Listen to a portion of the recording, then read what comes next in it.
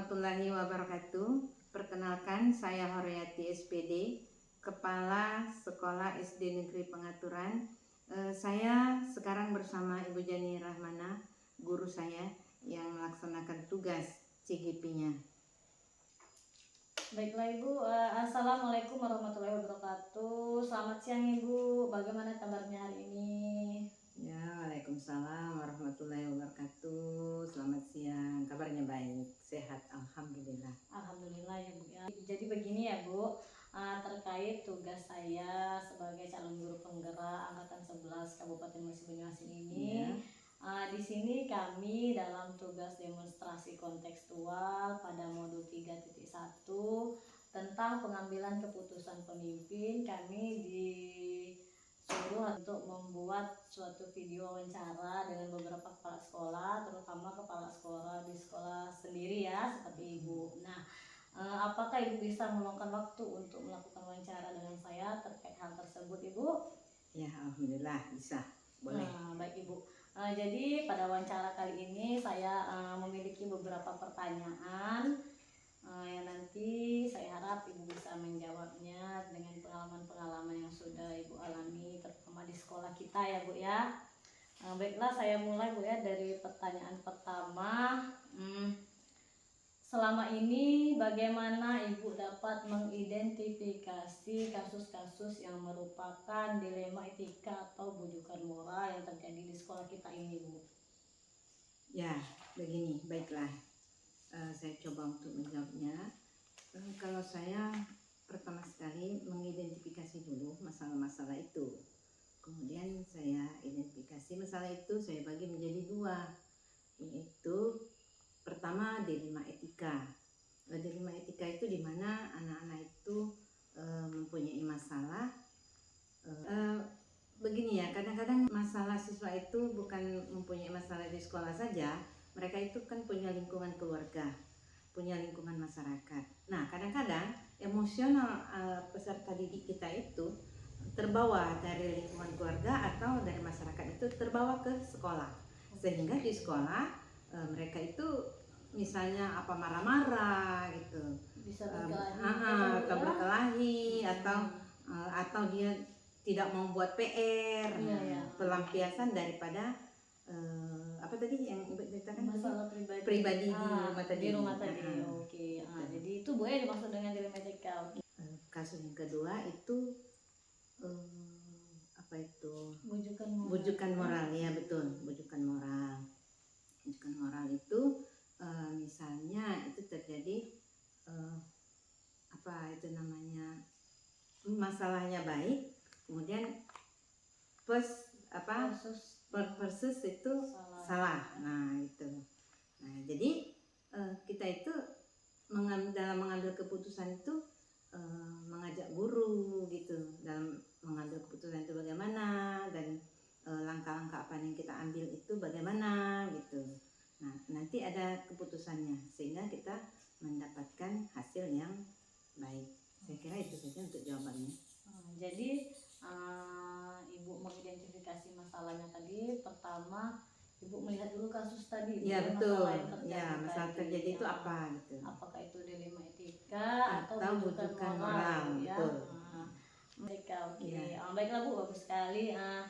Kita lanjut ke pertanyaan kedua ya Bu ya. Ya.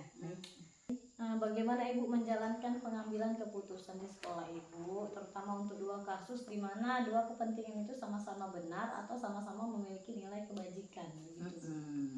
Jadi kita itu selalu peduli dulu, kita harus memperhatikan anak itu bagaimana gitu bicaranya itu, dan kita dengan rasa peduli, dengan kasih sayang, kemudian langkahnya itu ada kita ambil dalam jangka pendek, nanti kesimpulan dan keputusan itu ada dalam jangka panjang. Memikirkan jangka pendek dan jangka panjang. Begitu ya Bu ya maksudnya. Betul maksudnya.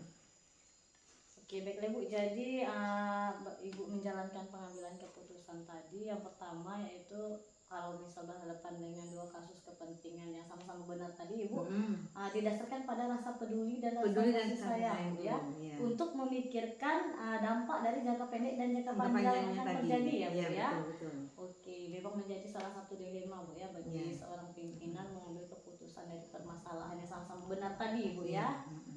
Oke, baiklah Bu. Lanjut ke pertanyaan kita yang ketiga ya Bu ya. Ya. Nah, langkah-langkah atau prosedur seperti apa yang biasa Ibu lakukan selama ini dalam pengambilan keputusan tersebut?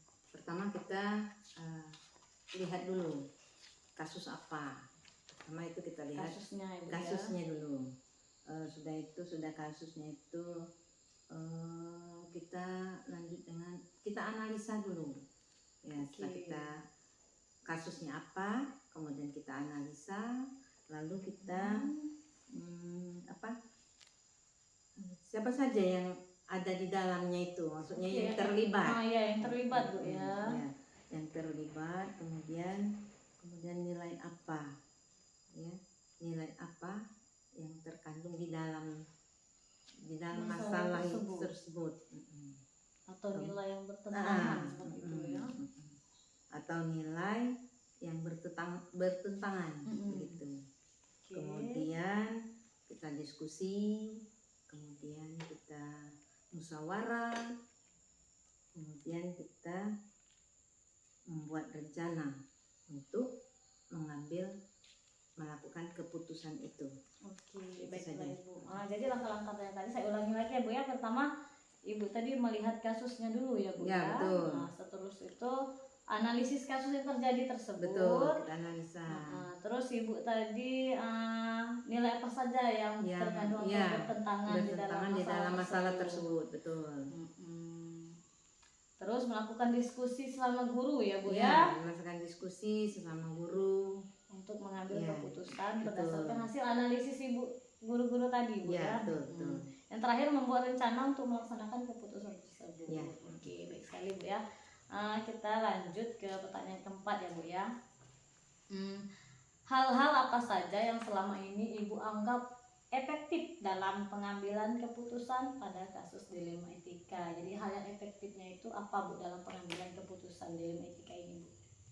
Hal yang efektif dalam pengambilan keputusan pada kasus dilema etika adalah berkolaborasi, ya, atau melibatkan tim, baik guru, staf atau komite, ya. Dan juga mengikuti prosedur yang sudah ada. Oke, berdasarkan prosedur dan memastikan keputusan sesuai dengan prinsip aturan di sekolah. Itu saja. Oke, baiklah. Jadi yang efektif bagi Ibu tadi ya berkolaborasi, yang melibatkan tim seperti staf, guru, komite sekolah, ya betul. Berdasarkan apa ya tadi? Dan juga mengikuti prosedur.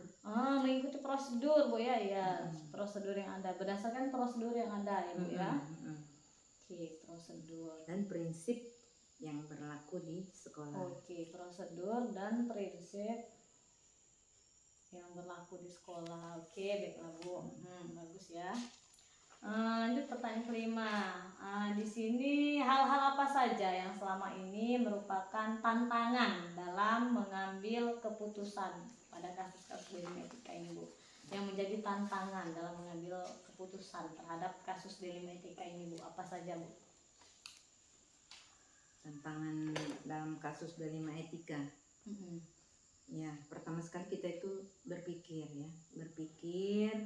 kita itu menimbang apa dampak daripada keputusan kita tadi. Oke, dampak ya, mempertimbangkan dampaknya dulu kemudian.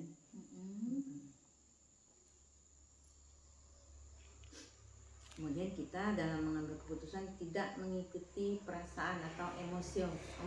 Jangan menuruti emosional. Jangan menuruti emosional. Kemudian jangan terpengaruh oleh arahan orang lain. Artinya kita itu punya pendirian atau sikap. Jangan terpengaruh arahan orang lain ya Bu ya. Harus ada pendirian. Ada pendirian. Kemudian menentukan tentang nilai-nilai kebenarannya. Nilai-nilai ya Bu ya. Nilai kebenaran. Oke, jadi hal-halnya tadi yaitu mempertimbangkan dampak ya Bu ya dalam pengambilan keputusan tersebut. Terus tuh berpikir dengan matang, jangan menuruti emosi kata Emosi, ibu tadi. iya. Terus jangan terpengaruh oleh arahan Arahan orang orang lain lain. ya. Itu selalu menjadi suatu tantangan ya Iya, bagi kita iya. menuruti emosi tadi Iya, dan arahan orang lain. Yang terakhir menentukan tentang nilai kebenarannya Iya. ya. Oke, baik Bu. Pertanyaan keenam Bu, apakah Ibu memiliki sebuah tata kala atau jadwal tertentu dalam sebuah penyelesaian kasus dilema etika, atau Ibu tuh langsung menyelesaikan di tempat atau memiliki sebuah jadwal dalam menyelesaikannya? Nah, bentuk dan prosedurnya itu seperti apa yang Ibu jalankan? Waktunya itu Bu, apakah ada jadwal tertentu atau saat itu juga bisa diselesaikan masalah tersebut? Begitu Bu. Pada umumnya kasus-kasus di sekolah ini diselesaikan pada waktu itu juga, ya, tidak berlanjut gitu. Ya, soalnya masalah-masalah itu tidak terlalu bagaimana ya, tidak berdampak jauh gitu. Iya, masih standar ya, Masih standar sesuai dengan karena ya ini usia SD sekolah, ya, ya betul. tidak terlalu terlibat dan berkepanjangan. Betul. Bisa diselesaikan secara langsung Ya, ya. secara langsung. Seketika misalnya selesai. Ya, kalau ada siswa bermasalah itu Bu ya langsung dipanggil gitu, Mm-mm. diselesaikan hari itu Misalkan juga hari ya itu Bu juga, ya. ya. Tidak pernah berkepanjangan gitu. Apalagi sampai ke kepolisian misalnya, Iya. tidak pernah, jarang. Dan saya pastikan tidak pernah. Tidak pernah Selama sama saya menjadi- menjadi kepala sekolah itu tidak pernah terjadi. Alhamdulillah. Alhamdulillah Ibu di sekolah kita. Mm-mm. Oke, baiklah Ibu, selanjutnya pertanyaan ke-7.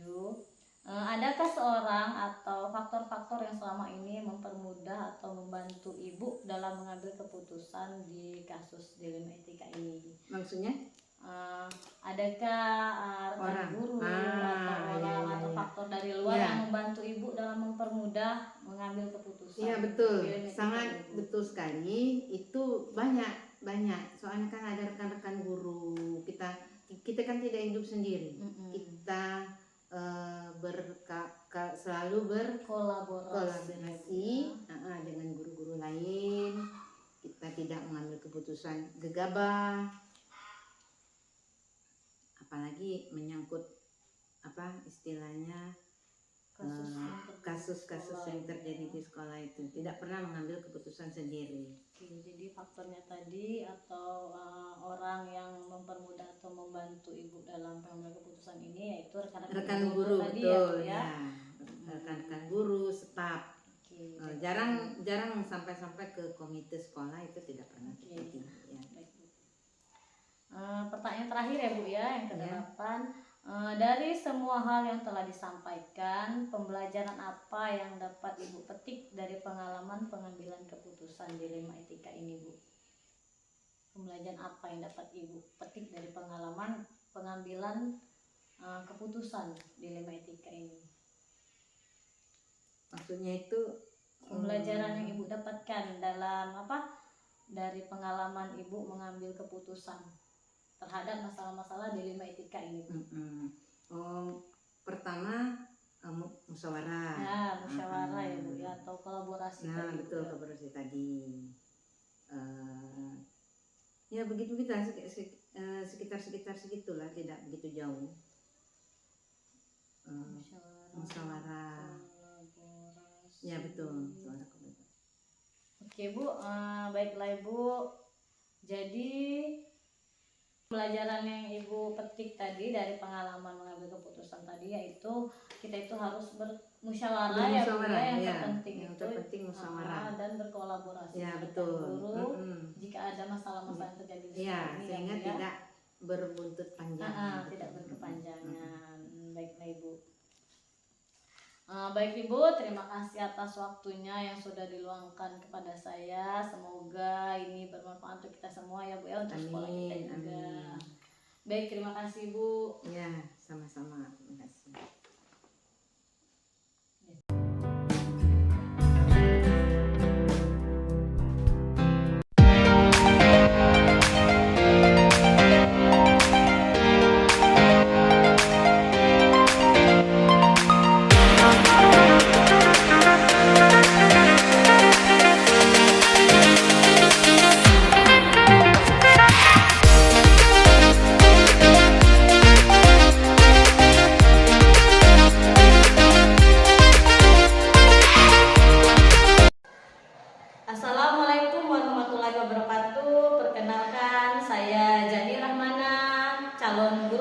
Angkatan 11 Kabupaten Musi Banyuasin. Saya dari SD Negeri Pengaturan Kecamatan Batanghari Leko Kabupaten Musi Banyuasin.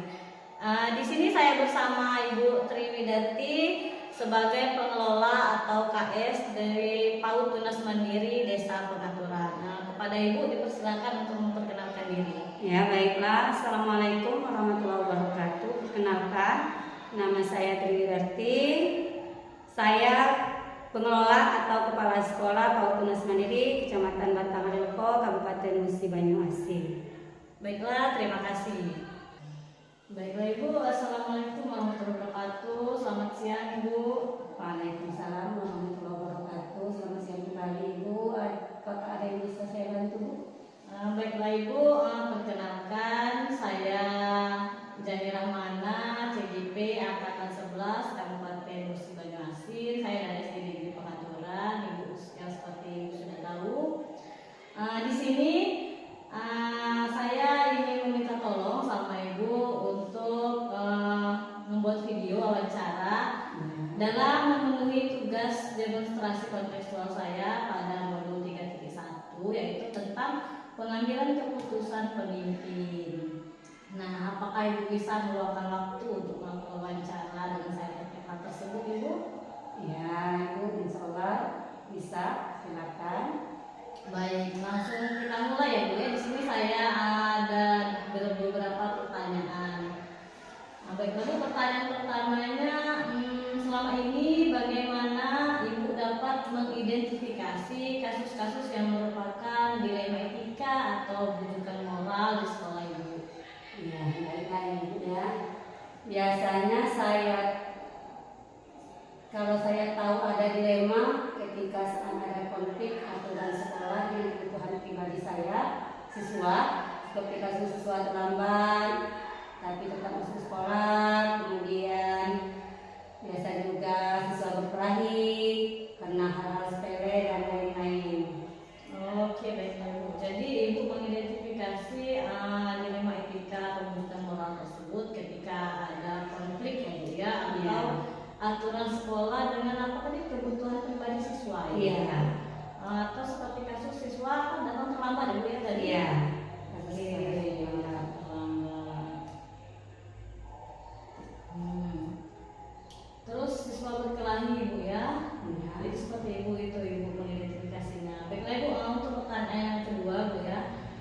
Selama ini bagaimana Ibu menjalankan pengambilan keputusan di sekolah Ibu, terutama untuk kasus-kasus di mana ada dua kepentingan yang sama-sama benar atau sama-sama mengandung nilai kebajikan? Ya, saya biasanya ya Ibu ya, ini saya diskusikan dulu dengan beberapa tutor di sini, berdiskusi tentang kasus yang terjadi di sekolah. Nah, di sini kami akan mempertimbangkan semua sisi dari masalah-masalah dan dampak.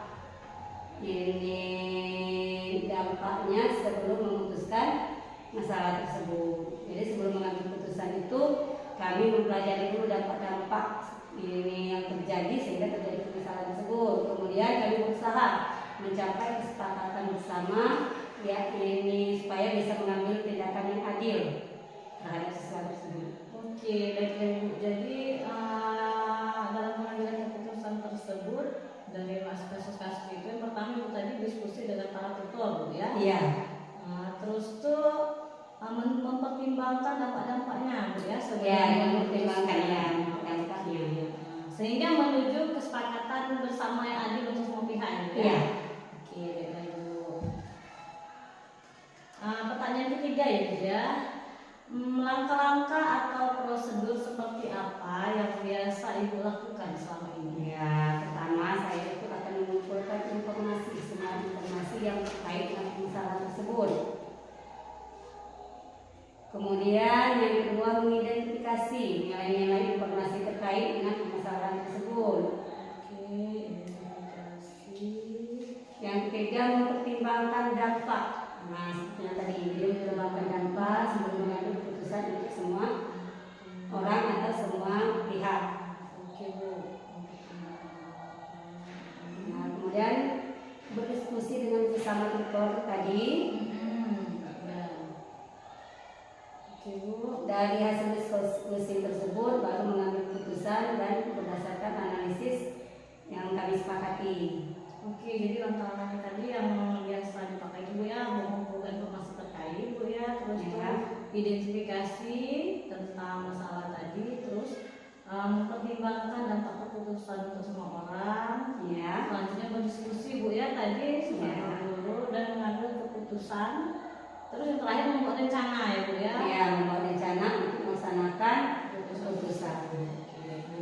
Selanjutnya Bu ya, pertanyaan keempat. Hal-hal apa saja yang selama ini Ibu anggap efektif Bu, dalam pengambilan keputusan pada kasus-kasus dilema etika tersebut Bu? Iya. Di sini yang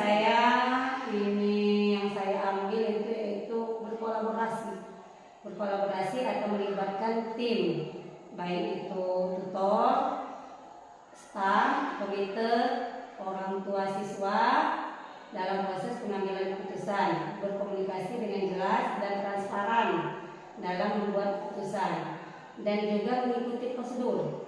Jadi kami di sini tidak melupakan prosedur dalam mengambil keputusan itu supaya tidak memastikan keputusan sesuai dengan prinsip aturan yang berlaku di sekolah. Oke, baik Bu. Jadi hal yang kita juga berkolaborasi dengan tim, dengan tutor secara transparan Bu ya, dan sesuai Iya. dengan prosedur yang ada Bu. Ya, sebelumnya ada. Oke, bagus sekali Bu ya. Selanjutnya Bu, pertanyaan kelima. Hal-hal apa saja yang selama ini merupakan tantangan dalam pengambilan keputusan pada kasus-kasus dilema etika tersebut Bu? Jadi tantangannya itu apa Bu? Ini hal yang menjadi tantangan ya Bu ya, termasuk konflik kepentingan antara pihak-pihak yang terlibat, tekanan dari luar, dan ketidakpastian dalam memilih keputusan yang tepat. Kadang-kadang sulit untuk membuat keputusan yang diterima oleh semua pihak. Oke, jadi tantangan itu Bu seperti tekanan dari luar. Ya? Iya. Terus tadi apa? Tekanan dari luar, terus apa tadi ketidakpastian ya? Iya. Dalam memilih keputusan yang tepat ya. Iya. Oke. Lanjut Bu ya, pertanyaan yang keenam Bu ya. Apakah Ibu memiliki sebuah tata cara atau jadwal tertentu dalam sebuah penyelesaian kasus dilema etika? Terus apakah Ibu langsung menyelesaikan di tempat atau memilih sebuah jadwal untuk menyelesaikannya? Terus bagaimana bentuk atau prosedur yang akan Ibu jalankan seperti itu? Apakah Ibu itu menggunakan jadwal tertentu atau Ibu itu langsung menyelesaikannya di tempat? Dan bagaimana prosedur atau bentuk yang akan dijalankan itu Bu? Iya. Nah, kalau saya Bu itu yang namanya permasalahan kan terkadang tidak bisa dijadwalkan. Jadi untuk mengatasinya juga ini saya tidak punya jadwal, tetapi saya selalu berusaha menyelesaikan masalah secepat mungkin sambil memastikan semua langkah yang diambil dengan hati-hati. Biasanya Bu, saya membuat rencana dan memberikan tanggal atau waktu untuk setiap langkah, tapi tetap fleksibel jika situasi berubah. Jadi disesuaikan dengan keadaan di situ ya Bu ya. Oke Bu, jadi tidak terjadwal Bu ya? Ya, tidak terjadwal. Oke, bisa disesuaikan dengan Ya. setiap permasalahan. Satu yang paling disesuaikan itu permasalahan. Iya. Jika tidak permasalahan yang tidak terlalu berat, mungkin bisa diselesaikan pada saat itu juga. Gitu. Oke, baik Bu. Selanjutnya Bu ya, adakah seseorang atau faktor-faktor apa yang selama ini mempermudah atau membantu Ibu dalam mengambil keputusan dalam kasus-kasus dilema etika tersebut Bu? Iya, di sini yang sangat mendukung ini di sini tutor Bu. Nah, jadi dukungan dari tutor yang kompak dan memiliki pedoman etika yang jelas sangat membantu. Terkadang saya juga melibatkan konsultan, kemudian mediator dari luar seperti komite sekolah ya Bu ya, atau orang tua murid jika diperlukan untuk mendapatkan pandangan tambahan, dukungan dari keterlibatan seluruh warga sekolah. Oke, baiklah Bu. Jadi yang utama sekali itu Bu ya, yang bersangkutan di dalam sekolah itu dulu Bu ya. Iya, jadi ada dukungan sekolah dulu. Nah,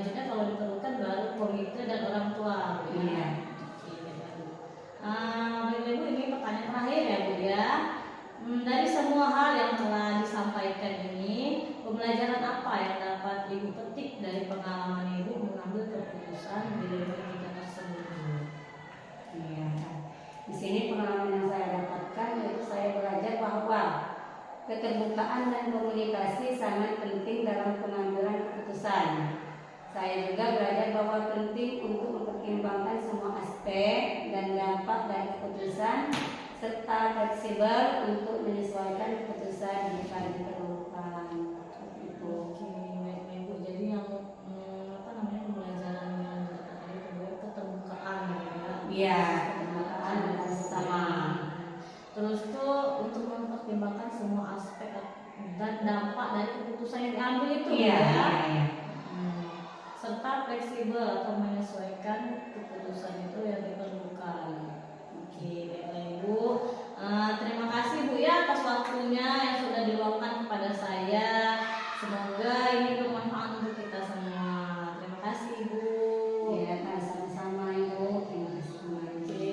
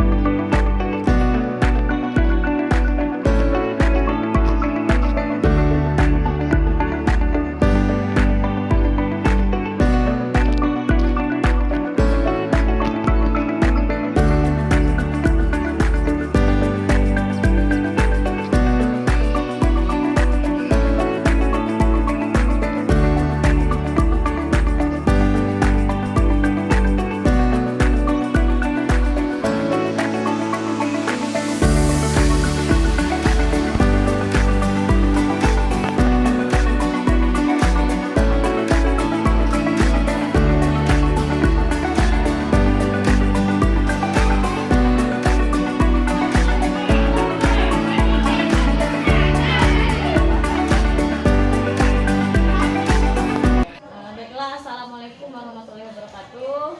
Waalaikumsalam warahmatullahi wabarakatuh. Perkenalkan Ibu, saya Jani Rahmana, calon guru penggerak angkatan 11 Kabupaten Musi Banyu. Saya dari SD Pengaturan.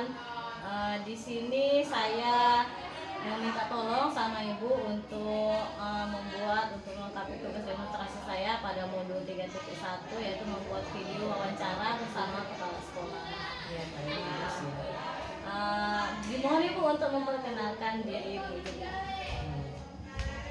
Baik Bu, nama saya Yuli Zahara, sarjana ekonomi. Saya bertugas di SMP Negeri 2 Batanghari Lepo sebagai kepala sekolah. Namun dalam hal ini saya masih PLT, jadi belum definitif. Apa yang bisa saya bantu untuk selanjutnya, Bu? Baiklah Bu, di sini wawancara saya mengenai pengambilan keputusan pimpinan Bu ya. Di sini tentang D5 etika begitu Bu, atau perbedaan antara bujukan moral begitu Bu, tentang masalah-masalah yang terjadi di sekolah begitu Ibu ya. Iya. Baik, Assalamualaikum warahmatullahi wabarakatuh. Selamat siang Bu. Waalaikumsalam warahmatullahi wabarakatuh. Selamat siang kembali, Bu. Baiklah Ibu, jadi begini, terkait dengan tugas CGP saya, yaitu demonstrasi kontekstual pada modul 3.1, yaitu tentang pengambilan keputusan pemimpin. Apakah Ibu bisa Bu meluangkan waktu untuk melakukan wawancara dengan saya terkait hal tersebut? Bisa, Bu, silakan. Baik Ibu, jadi di sini saya ada beberapa pertanyaan ya Bu ya. Kita mulai saja Ibu ya dari pertanyaan pertama. Baik Ibu, selama ini Bu, bagaimana Ibu dapat mengidentifikasi kasus-kasus yang merupakan dilema etika atau bujukan moral Bu di sekolah ini?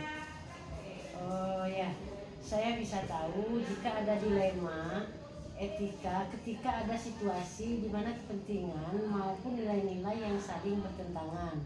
Misalnya, jika ada siswa yang mengalami masalah di rumah dan itu berdampak pada sekolah, atau ketika ada keputusan yang sulit yang harus dibuat, kita harus berhati-hati dalam mendiskusikannya dengan baik. Oh, baik Ibu. Jadi berarti ketika ada situasi di mana nilai-nilai yang saling bertentangan, Bu ya, misalnya ada murid atau siswa yang mengalami masalah di rumah, seperti itu ya Bu ya, yang berdampak di sekolah. Iya. Oke, baiklah Bu. Selanjutnya Bu ya, untuk pertanyaan yang keduanya, selama ini bagaimana Ibu menjalankan pengambilan keputusan di sekolah Ibu, terutama untuk kasus-kasus di mana ada dua kepentingan yang sama-sama benar atau sama-sama mengandung nilai kebajikan, Bu? Ya, saya biasanya berkolaborasi bersama rekan-rekan guru untuk membicarakan masalah yang terjadi. Nah, di sini kami mempertimbangkan selaku kepala sekolah semua aspek yang mendengarkan pendapat satu sama lain. Kemudian kami membuat keputusan berdasarkan apa yang terbaik untuk semua pihak yang terlibat di sekolah. Oke, bagus sekali Bu ya. Jadi kalian itu berkolaborasi Bu ya? Ya, berkolaborasi bersama rekan-rekan guru. Oke Bu, selanjutnya pertanyaan ketiga Bu ya. Nah di sini Bu saya ada pertanyaan, langkah-langkah atau prosedur seperti apa yang biasa Ibu lakukan selama ini? Baik, sebagai kepala sekolah biasanya langkah-langkah yang sering dilakukan bersama rekan guru yakni yang pertama itu kami mengumpulkan semua informasi yang ada. Itu yang pertama. Kemudian yang kedua, kami mengidentifikasi nilai-nilai yang bertentangan. Lalu yang ketiga, kami membicarakan bersama untuk mencari solusi secara adil. Lalu yang keempat, kami membuat keputusan dan menyusun rencana untuk melaksanakannya ke depan. Oke baiklah Bu, jadi seperti itu Bu ya langkah-langkahnya. Yang pertama tadi mengumpulkan informasi, Ya, terus tuh mengidentifikasi Nilai. nilai, membicarakan bersama solusinya dan membuat keputusan. keputusan Ya. yang terakhir ya. Selanjutnya pertanyaan keempat ya Bu ya. Hal-hal apa saja yang selama ini Ibu anggap efektif dalam pengambilan keputusan pada kasus-kasus dilema etika tersebut Bu? Ya, baik. Sebagai kepala sekolah, biasanya hal yang efektif menurut saya adalah melibatkan semua pihak dalam diskusi atau musyawarah, kemudian memastikan semua orang tahu apakah yang terjadi, lalu membuat keputusan yang jelas dan adil. Nah, kemudian ada keterbukaan, kemudian komunikasi yang baik, lalu akan sangat membantu sekali bagi kami di sekolah ini. Jadi itu ya Bu ya, yang efektif dalam pengambilan keputusan itu melibatkan semua pihak tadi Bu ya. Iya. Dan memastikan semua orang itu tahu ya Bu ya yang terjadi, masalah yang terjadi tersebut. Iya. Baiklah Ibu, lanjut untuk pertanyaan kelima ya Bu ya. Iya. Hal-hal apa saja yang selama ini merupakan tantangan dalam pengambilan keputusan pada kasus-kasus dilema etika tersebut Ibu? Ya, baik. Sebagai kepala sekolah, hal yang menjadi tantangan antara lain termasuk menghadapi tekanan dari berbagai pihak Bu ya. Apalagi kita masih baru di sini sebagai PLT yang masih perlu banyak belajar. Itu biasanya kesulitan memuaskan semua orang dan membuat keputusan yang tepat ketika ada banyak faktor yang harus dipertimbangkan. Oke Bu, jadi berarti merupakan tantangan Ibu itu yaitu menghadapi tekanan dari pihak luar ya Bu ya. Terus tuh kesulitan untuk memuaskan semua orang atas keputusan yang diambil ya Bu ya. Ya. Selanjutnya Bu lanjut ke pertanyaan ke-6 Bu ya. Ya. Apakah Ibu memiliki sebuah tata cara atau jadwal tertentu dalam sebuah penyelesaian kasus dilema etika tersebut? Apakah Ibu juga langsung menyelesaikan di tempat atau memiliki sebuah jadwal untuk menyelesaikannya?